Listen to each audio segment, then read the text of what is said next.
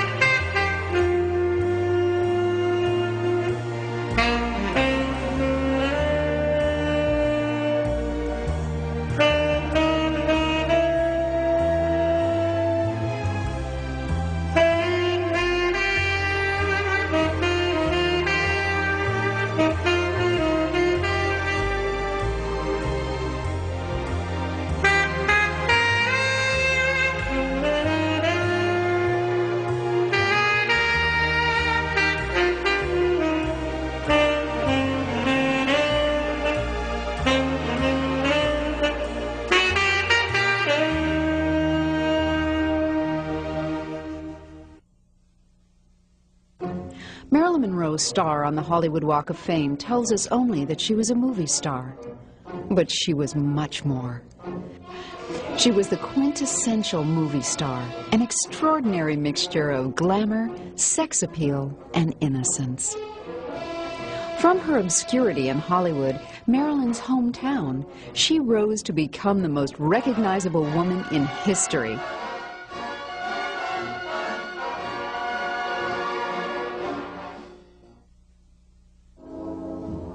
Born in 1926, the unmarried Gladys Baker gave birth to Marilyn in a hospital charity ward. Marilyn never met her father, Ed Mortensen, a traveling salesman. Shortly after her birth, Marilyn was placed with foster parents.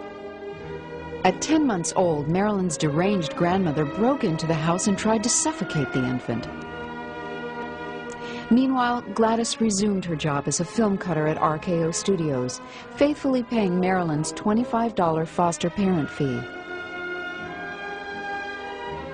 Gladys regularly took her daughter on weekend outings, mostly to nearby Santa Monica Beach. Then, when Marilyn was 9, Gladys somehow managed a down payment on a home right next to the famous Hollywood Bowl. But Marilyn's single, solitary moment of brightness was cut short. Gladys's fragile emotional state collapsed, and she was committed to an institution where she remained for the rest of her life. After her mother's breakdown, Marilyn was placed in an orphanage near RKO Studios where her mother once worked. But Marilyn endured, got good grades, and wound up finishing junior high in Brentwood, California, right next door to Beverly Hills. Her beauty was beginning to turn heads. But before her stardom back in 1942, the 16-year-old Marilyn married 21-year-old Jim Doherty. It was just as World War II was starting, and within a few months, Doherty joined the Merchant Marines. On that, Marilyn quit high school and got a job in a defense plant. At the defense plant, Marilyn's fresh beauty was noticed by an Army photographer who took her picture. Overnight, she became a wartime pinup girl. For Marilyn, that's all it took. She set out to become a model. She signed with her first agent, Evelyn Snively, of the Blue Book modeling agency in Hollywood. Her husband, now back from the war, disapproved, so the 20-year-old Marilyn divorced him and devoted all her energy to her new career. You know, I never knew Marilyn Monroe. I knew Norma Jean Doherty, Norma Jean Baker. But Marilyn Monroe and Norma Jean were two different people. Norma Jean was my wife. Marilyn Monroe was a glamorous movie star. I don't know anything about her life. I never talked to her. I just didn't know her. Tom Kelly, Marilyn's first photographer, was a key figure in her modeling career, putting her on over 100 magazine covers. When I first asked her to do it, why, she turned me down. But after thinking it over for a few days, why, she came back and said, I would like to do it. I think it was partially a favor. I had done her a favor once before, and she really did need the money. Kelly sold Golden Dreams for $500. Another shot, A New Wrinkle, sold for $250. Over the next 2 years, the publishing company sold over $750,000 worth of calendars at 25 cents apiece. Marilyn's job was over in 3 hours. She spent her $50 and forgot about it. Publisher of Playboy magazine. She was a very striking lady, and then I think I got lost along the way. I could not have rewritten history any better than to have the very first Playmate of the month, Marilyn Monroe, because she defines that innocence and sexuality. Then she appeared in an exciting new medium called television. This is the first car I ever owned. I call her Cynthia. She's going to have the best care a car ever had. Put Royal Triton in Cynthia's little tummy. Right, lady. Cynthia will just love that Royal Triton.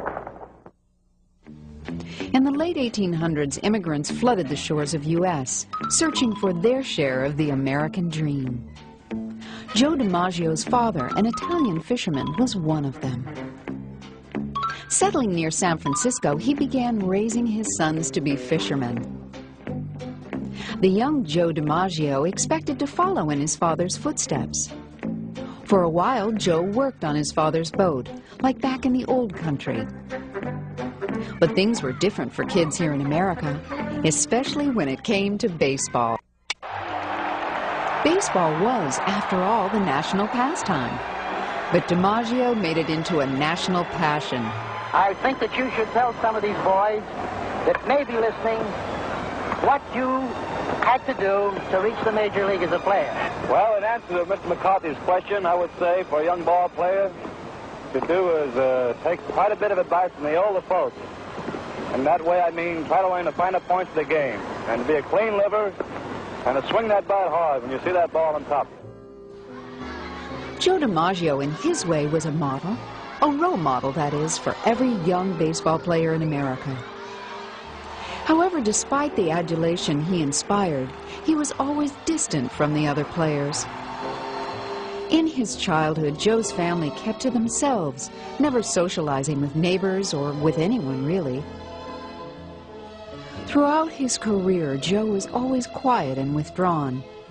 But, as Dimaggio often said, he preferred to let his bat and glove do his talking for him. The only time he seemed to be at peace with himself was when he was on the field playing ball.